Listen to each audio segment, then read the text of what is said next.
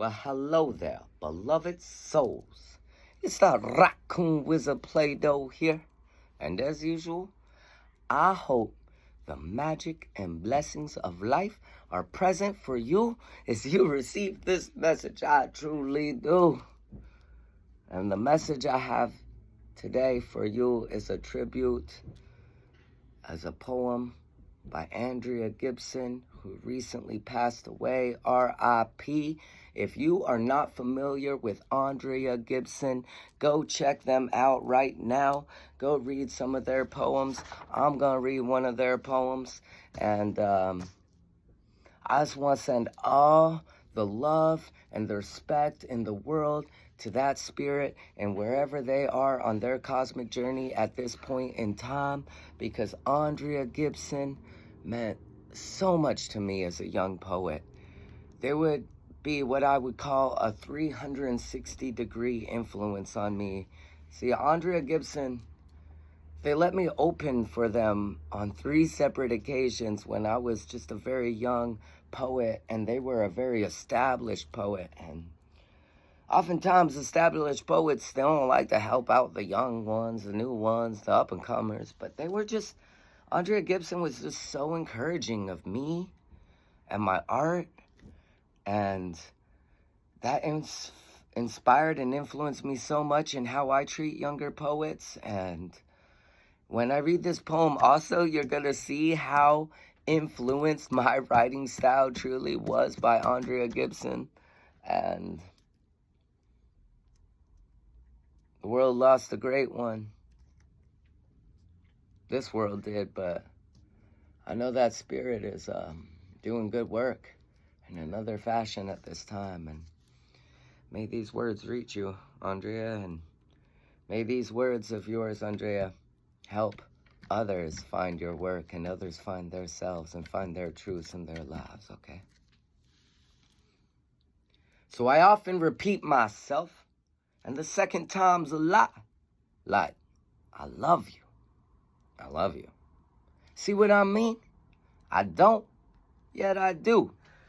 And no, I'm not talking about some girl that I could be kissing on. I'm talking about this world that I'm blissing on and hating at the exact same time. See, life doesn't rhyme. It's bullets and wind chimes. It's lynchings and birthday parties. It's the rope that ties the noose and the rope that hangs the backyard swing. It's the boy about to take his life, and with a knife to his wrist, he's thinking of only 2 things: his father's fist and his mother's kiss, and he can't stop crying. It's wanting tonight to speak the most honest poem I've ever spoken in my life, not knowing if that poem should bring you closer to living or dying, drowning or flying, cause life doesn't rhyme. Last night I prayed myself to sleep, woke this morning to find God's obituary scrolled in tears on my sheets, then walked outside to hear my neighbor erasing 10,000 years of hard labor with the single note of his violin, and the sound of the traffic rang like a hymn as the holiest leaf of autumn fell from a plastic tree limb. Beautiful and ugly, like right now, I'm needing nothing more than for you to hug me. And if you do, I'm going to scream like a caged bird. See, life doesn't rhyme. Sometimes love is a vulgar word. Sometimes hate calls itself peace on the nightly news. I've heard saints preaching truths that would have burned me at the stake. I've heard poets telling lies that made me believe in heaven. Sometimes I imagine Hitler at 7 years old, a paintbrush in his hand at school, thinking, what color should I paint my soul? Sometimes I remember myself with track marks on my tongue from shooting up convictions that would have hung innocent men from trees. Have you ever seen a mother falling to her knees the day your son dies in a war that she voted for? Can you imagine how many gay teenage lives were saved the day that Matthew Shepard died? Could there have been anything louder than the noise inside his father's head when he begged the jury, please don't take the lives of the men who turned my son's skull to powder?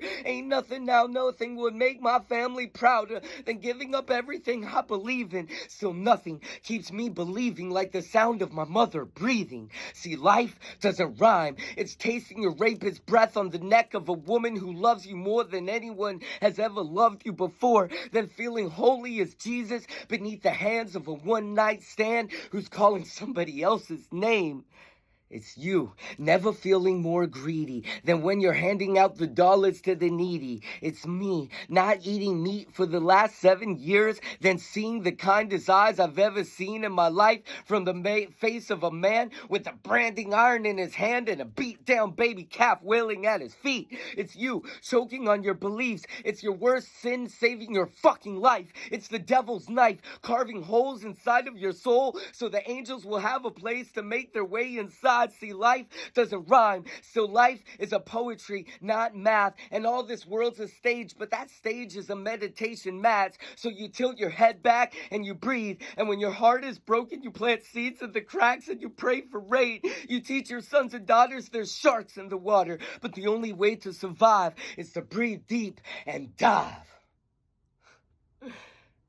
R.I.P. to Andrea Gibson. That's a poem called Dive. I haven't read that in some time. I haven't practiced that, but whew, such words, such truths. Andrea Gibson has many, many more poems that they wrote like that, so go check them out. Much love and many blessings now.